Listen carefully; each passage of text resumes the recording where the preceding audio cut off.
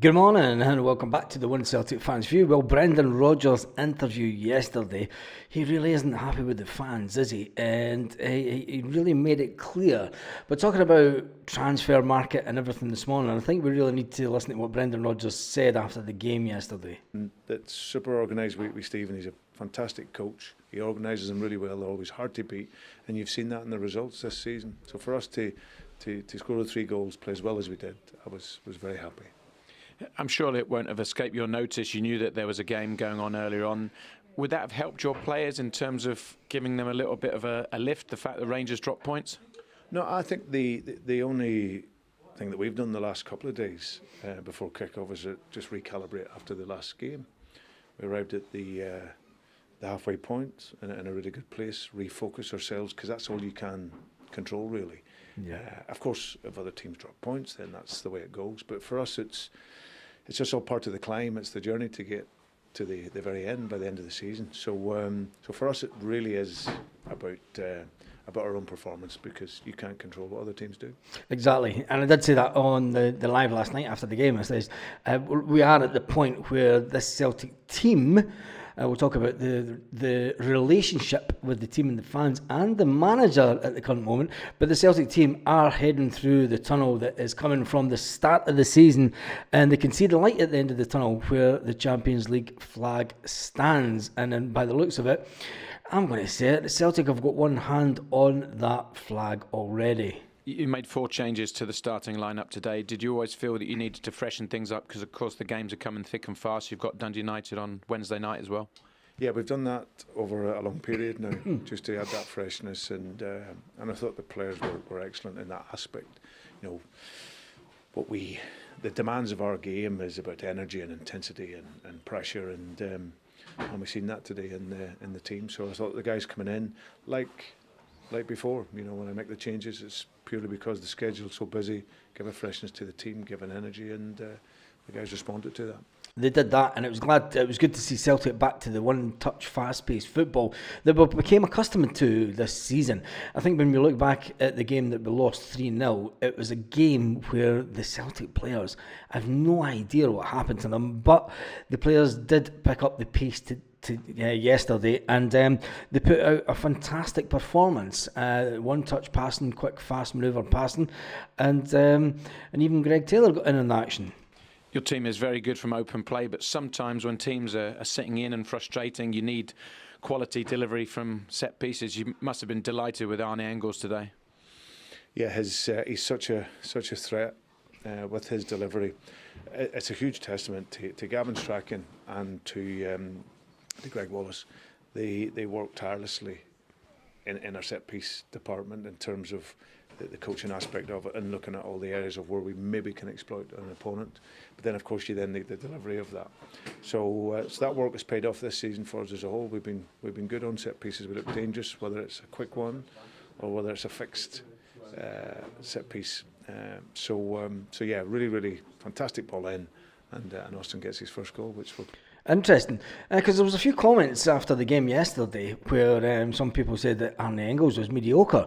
But when you think about it, Arne Engels has took up the mantra from where a certain player that left for 25 million last year left off with his corners. And Arne Engels' corners are a bit better than some other players for Celtic. But that is one of the things that maybe goes unnoticed by Celtic fans. Pleased about. That's 20 games down, just past the halfway point. Are you happy? Very. I think we're in a really good place. You know, the campaign's a long campaign. There's lots of work, but that's 17 wins and 2 draws and 1 defeat. So. And I think really the consistency that these players have showed over 12 months has been remarkable. So yeah, really happy with how they're playing and how we're working, and but always room for improvement.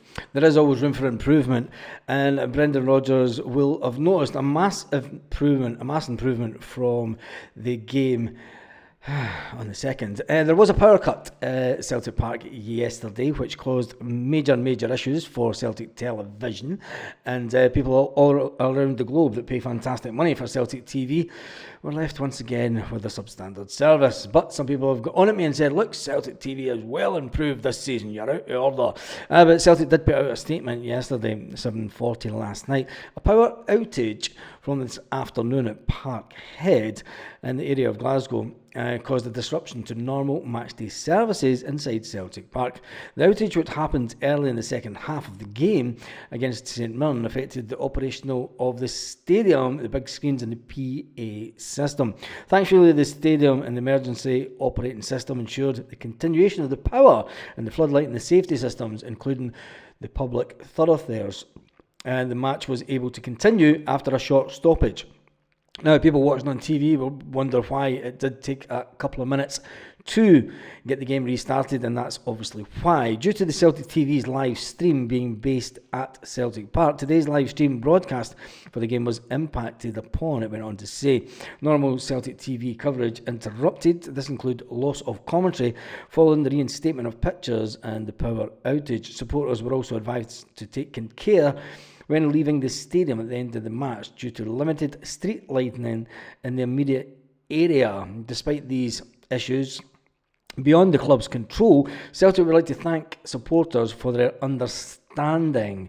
I can understand why they would say something to the fans that were at the game, but I do think that Celtic, with having the worldwide audience, they have to acknowledge that the fans around the world that watch the telly, and we can sometimes get too focused on just people that go to games. People that go to the games think it's all about them, and rightly so. They're the ones that pay the money to go through the gates on a weekly basis. But there's a lot of people around the world that pay good money that sometimes do not get the best service, and Celtic TV does have a reputation for kind of cutting out during games. But anyway, we move on from that, and we're going to listen to a bit of Brendan Rodgers having a bit of a dig at Celtic fans yesterday. We all know the current situation with Greg Taylor, and the fact that Greg Taylor is in the same situation that David Turnbull was in this time last year. David Turnbull was ultimately sold by the club for £3 million, where Greg Taylor is a player that the manager still wants to keep at Celtic, and he's hoping that something can be done before the end of the season. But Celtic fans, many have said, look, Tierney has been linked with the fact that Tierney has been linked with a move back to Celtic, and I blame Celtic for this. Celtic stoked the fire when they allowed the Celtic Foundation to put out the picture of Brendan Rodgers in deep conversation with Kieran Tierney at the Celtic Foundation dance in London. It was a dinner in London in early December. Now, all that did was stoke the fire. Celtic knew what they were doing at the time, and to think that there'd been no repercussions of that is crazy. But Brendan Rodgers wouldn't be drawn on negotiations with Tierney's situation, and some fans around the stadium towards the end of the 3-0 win started singing Kieran Tierney's name, and he went on to say it was a total lack of respect by the Celtic fans. Let's listen to see what Brendan Rodgers had to say about the game yesterday. And then we go on to the players, and that's why I was proud of the players. This is a point, I don't need the cheers when it's 3-0 and the support when it's 3 and 4-0 and 5-0. This team needs it. It's just the amount of games that they're playing and how we play. You only need to look at the facts and how this team plays to know they're an attacking team, a creative team that creates goals and scores goals.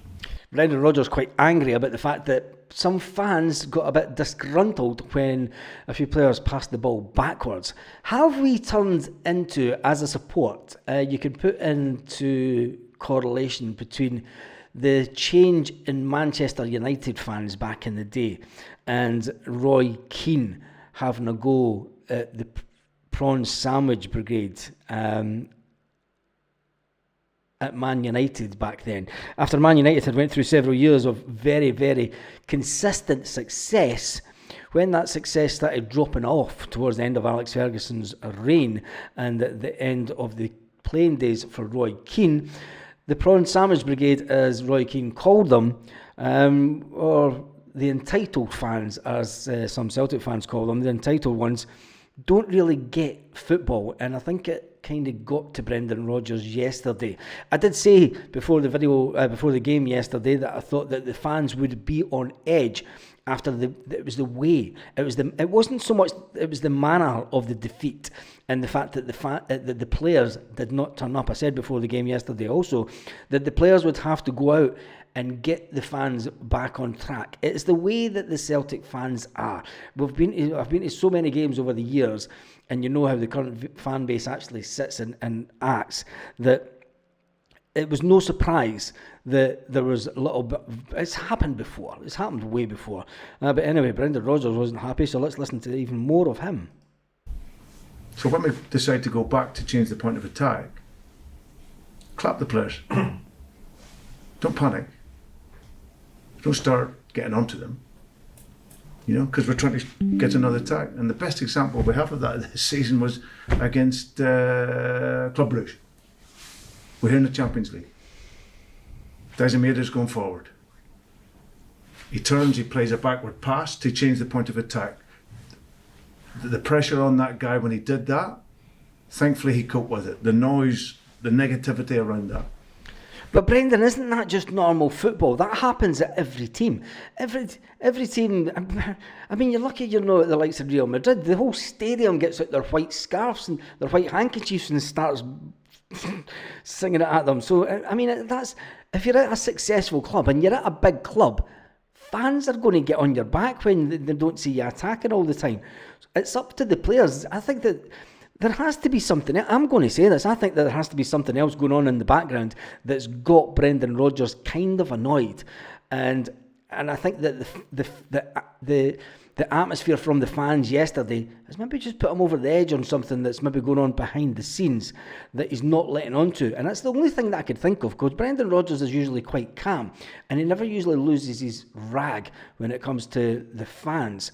So is there something else going on at the club, or is it a contract situation with players or a player or something that there has to be a little bit of pressure that's just maybe put him over the edge yesterday?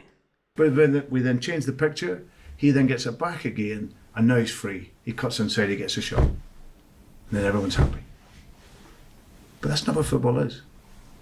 So for us, if we play a backward pass, sideward pass is to change the point of attack.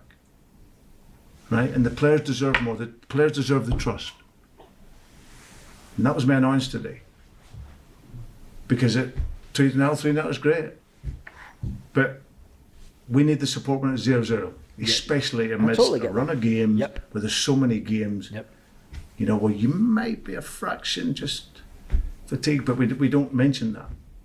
We want to attack. Look at our numbers. Look at our stats. So, sorry for that, Michael. It's patience, isn't it? There's not.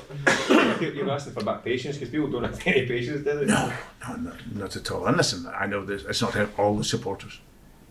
It's not all the supporters, but what I'm saying is it's. Feel the game. We you have to be able to see what it is we're doing. Because our job is to support the players, and if we can understand that, and understand that patience, because teams, like we say, they'll sit down and they'll be organised and be tight and they'll be compact.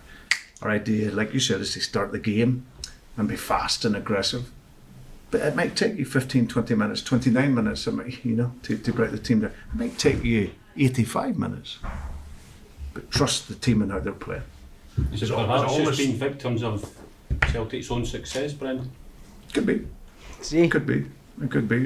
But what I'm saying is, you're not going to be 3, 4, 5-0 up before half time every single game.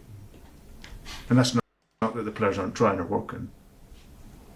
It's because maybe the other team defend well, or we're just not quite there on a pass. But make no mistake, our mentality is to be offensive and creative. And our numbers will tell you that.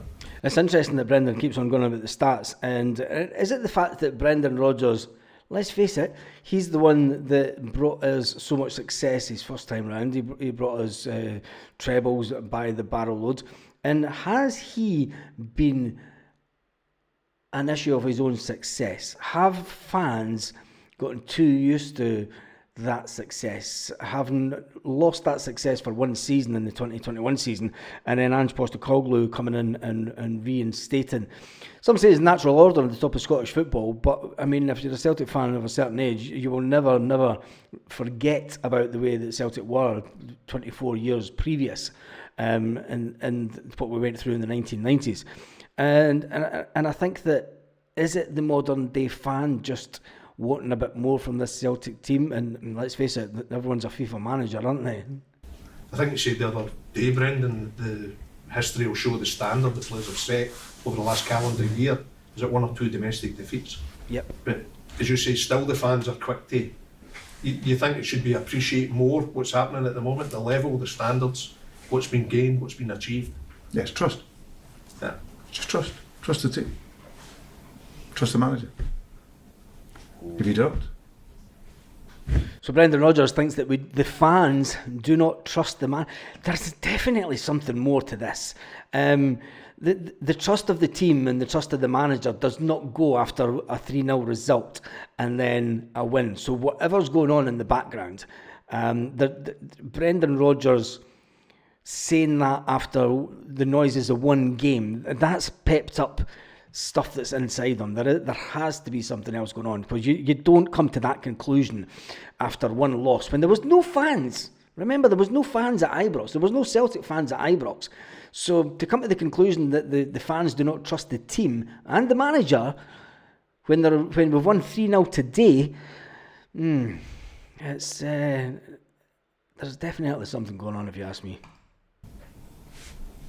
Just trust. Just trust the team. Trust how they play. We've seen it consistently now. Even more out of the team. Good things start to happen in terms of ins and outs next week, Brendan, is that possible? Sorry? Good things start to happen in terms of ins and outs next week, possible? At this point, he was asked about ins and outs happening next week. Could do. Could do. Speaking of fans, Could do. He's a bit pissed off with the media as well, isn't he? And he's a bit pissed off with fans. He's not given anything away. And could there be any incomes and outgoings next week? And he goes, could do. A very pissed off manager. Very, very pissed off manager. And it's about to go to DEFCON 9. there was a few singing the name of a Kieran Tierney at the end there. Aye, total lack of respect. Yeah. Of course it is. I think we just hit the nail on the head. Greg Taylor. He's been absolutely amazing at this club. How does he feel? He's playing, nearly breaks his nose, bleeding for the club, for the cause. I'm more worried about the players that are here. It's not very respectful. Is that the real reason that the manager is so angry today? Because maybe Greg Taylor, after him stomping off the pitch at the end of the game, straight up the tunnel, not going around the stadium with the rest of the players, is it the case that he's turned around and said, nah, Gaffer, I want to go? And maybe that's just got Brendan Rodgers a little bit peeved off, because maybe he was just a little bit closer to trying to keep a hold of Greg Taylor.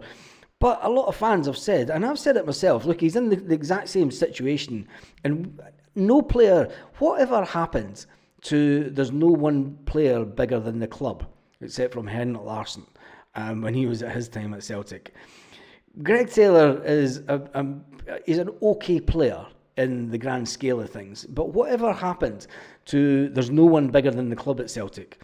And this situation seems to be that, you know, the fans are wrong. The fans are wrong, and they're not allowed to have an opinion.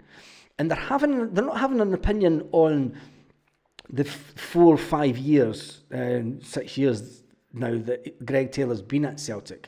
They're having an opinion because it's a player that has not signed a new contract. And the manager has been pushing for months. Now, the manager, on his own accord, was pictured with Kieran Tierney.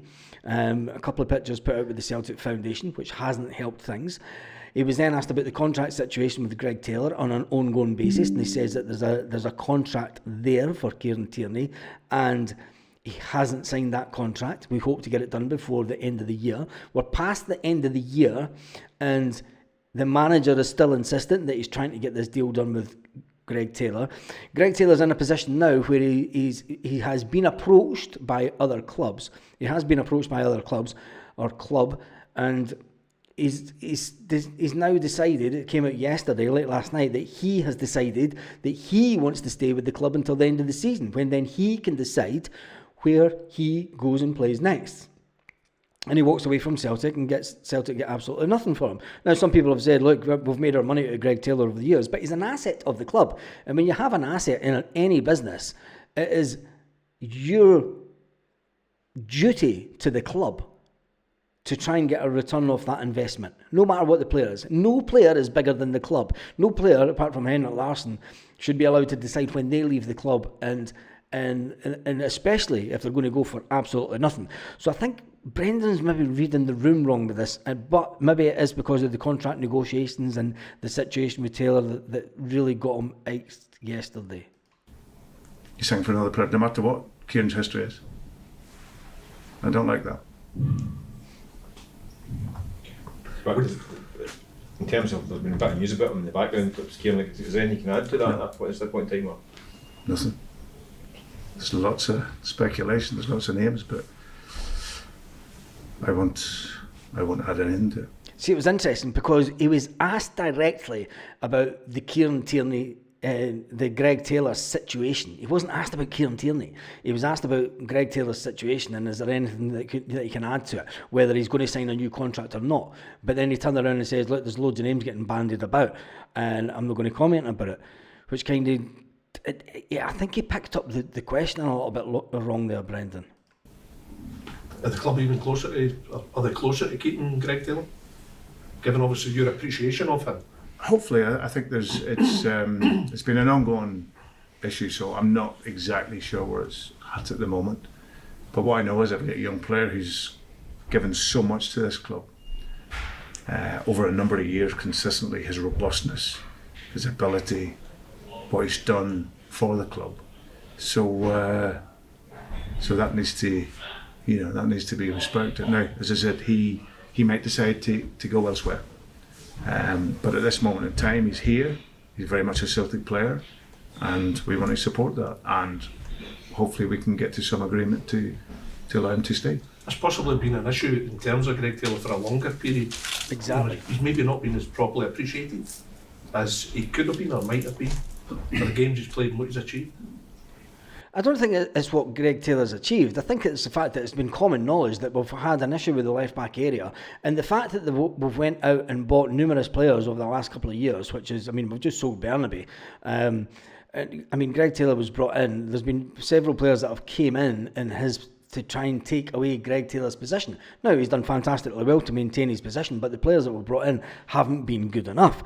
So is the Greg Taylor situation the fact that we've known he's out of contract for the year? I still go back to the whole contract situation, and I don't think that it's a case of players, fans not liking Greg Taylor as a person and as a player. I think it all comes down to one thing, Brendan, which has been blown completely out of proportion now, and I think that this situation could have been handled a lot better by the club. Yeah, no, I can only vouch from when I've come in here. I've had a look at his numbers before arriving in and his performance level and consistency and availability. And then from my time here, he's been absolutely great. I hear the stuff around, maybe Champions League. But to be fair, I'd hundreds of Celtic players that haven't been good enough in Champions League. Add Greg Taylor or whatever people want to do, but there's lots of players. But what I know is this is a man who gives everything for this club, and hopefully we can keep him here because we're trying to build a strong squad. And I put myself in his shoes, playing in left back in the game. And we're singing the name of someone else. That's like me stood on the side and the supporters singing for another manager. It is, especially when you're doing so much for the club and have given so much for the club. I wonder what the situation with Greg Taylor and Brendan Rodgers is. Does he have some dirt on him or something? I'm being facetious and I apologise if you take offence to that. But it is that Brendan Rodgers was quite upset about the whole Greg Taylor situation, and I think that is it got out of hand, and is it the club's own doing that we're in this position? And let's face it, because fans only want the best for the club, and fans only want players that ultimately want to be at the club. Going into the last 4 months of your contract, Greg Taylor's contract will run out. I don't know if it's the end of May or the end of June, but going into your last 4 or 5 months of your contract and you haven't signed, we all know as fans, we've been there many times over the course of many years, and for Brendan Rodgers to turn around and say, look, some people might say he's not good enough for the Champions League. Well, I could name hundreds of players that have played for Celtic that haven't been good for the Champions League. It's very defensive over that one player, and I do think that he is missing the bigger narrative of why fans aren't happy ultimately with Greg Taylor. And if it is the fact that Kieran Tierney is coming back, well, Kieran Tierney was one of our own, and there's a big affiliation, and I don't know if it was one section of fans or if it was groups or fans throughout the stadium. I've no idea. I'm sure you can tell me that in the comments section. Anyway, tell me what you feel about the whole Greg Taylor situation in the comments section. Tell me how you feel Brendan Rodgers reacted. Was it an overreaction from Brendan Rodgers? And do you think that there's maybe something else in the background that's really just pissed him off and that's been just taking him over the edge yesterday? Was it the fact that he's hurting from the defeat from the Sevconian, the Rangers? And he thought that we would get the backing. He would get the backing of the players, the players would get the backing of the fans a little bit better than what they did to try and push them on to make sure that we got the win yesterday, even though that we didn't really need the fans to push them on. The players did their talking on the pitch, which they should always do. Anyway, on that note, have an absolutely fantastic day to wherever you are, Celtic fans. That was a big one this morning, wasn't it? All around the world.